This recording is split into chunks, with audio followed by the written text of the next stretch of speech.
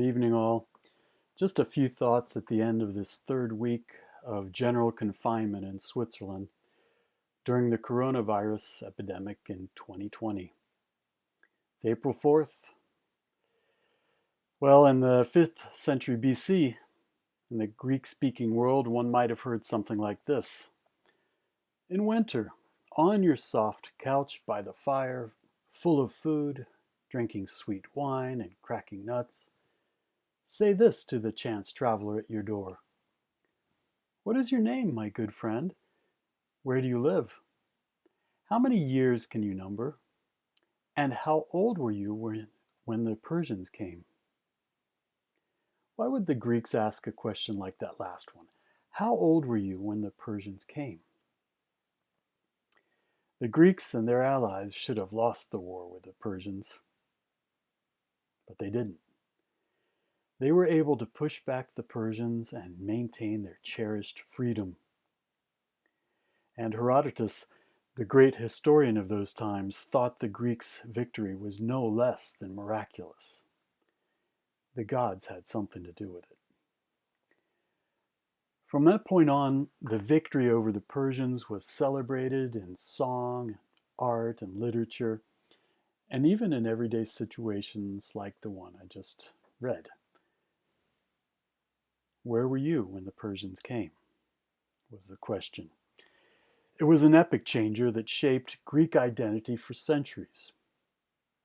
Maybe you can think of key moments in history that you heard about as a child, or one that you might have experienced yourself. When I was a youngster, older people used to say where they were and what they were doing when they heard the news that President Kennedy had been shot. That was November 22nd, 1963. I was born in 1965, so I wasn't around, but as I grew up, I did understand how sad that day was for the United States. Unfortunately, it was not the last assassination in the 1960s to shake the entire country. For example, Martin Luther King and Bobby Kennedy were both killed in 1968. Martin Luther King on this very day, April 4th, and Bobby Kennedy on June 6th. Somehow America was never going to be the same. It was perilous to be involved in politics. In the meantime, and in the background, America was at war in Vietnam. Every day we heard reports from anchormen like Walter Cronkite and Harry Reasoner about Saigon, Hanoi, the Viet Cong, etc. Even I, as a small child, knew that America was at war. But to me, it seemed very far away. On a happier note, a year later, one of the earliest memories I have of something truly significant was the day when the astronauts walked on the moon, on July 21st, 1969. It was the summertime and we were visiting friends and we were having a great time playing outside. We kids, that is. And then we were called in to watch this spectacular event on TV, a little black and white TV. Our parents knew that this was an epic-changing event that could not be missed. I have no doubt that someday we will say, similar to the Greeks, where were you during the coronavirus epidemic? How old were you and what were you doing?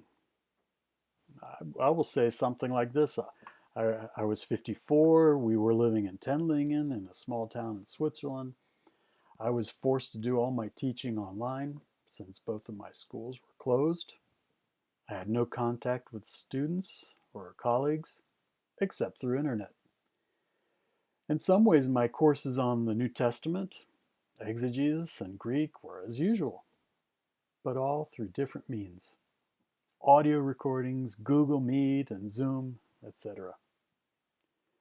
Strange world. Who would have thought that this could happen to the entire world? What country has not been affected by this epidemic? We will have the statistics someday like we hear every day.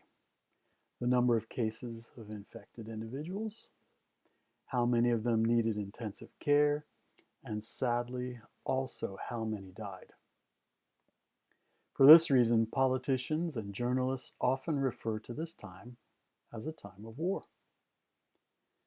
Daily statistics here in Switzerland and from neighboring countries and further abroad remind us of the casualties and the deadly force of this virus, an invisible enemy. Other signs clearly evince the sense of wartime. Here, and probably where you are, schools are closed, and most businesses too. Borders are closed, and it is often difficult for travelers to return home because flights are so rare. Our daughter Melinda was stuck in Chile for a number of days until she finally got a flight to the States. Another example of wartime, very close to us, is that the Swiss army has been requested by the cantons to assist them, especially in assisting in hospitals and other practical ways. Our son Daniel is an officer in the medical corps, something similar to the National Guard in the States. 3 weeks ago, he was called to serve in medical logistics to help prepare the teams to go out and serve their country. Daniel signed up as an officer to do just that, to serve his country. And now is the time of war. Well, the only positive thing out of all that, at least for me, is that I have Daniel's bedroom right here for my office. Daniel is an hour away from here by car. He's not allowed to come home. He and his comrades are at war, and here I am at home teaching via internet. It's a strange life during this wartime. I'm glad we can help here with our prayers and our words of encouragement and other helpful ways, like staying at home.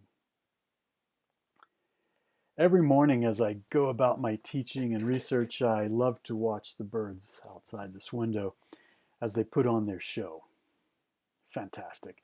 They don't know what's going on, and they're truly free. And somehow this gives me hope. Hope that one day we'll be able to go about our business as usual, but hopefully we will have a greater realization that humanity truly shares a common origin and a common destiny. And one day we might ask each other from different countries, people from different countries sharing our thoughts, where were you during the coronavirus epidemic? And maybe more profoundly, how did it change your life? We wish you all the best and God's blessings on your families and friends. Take care.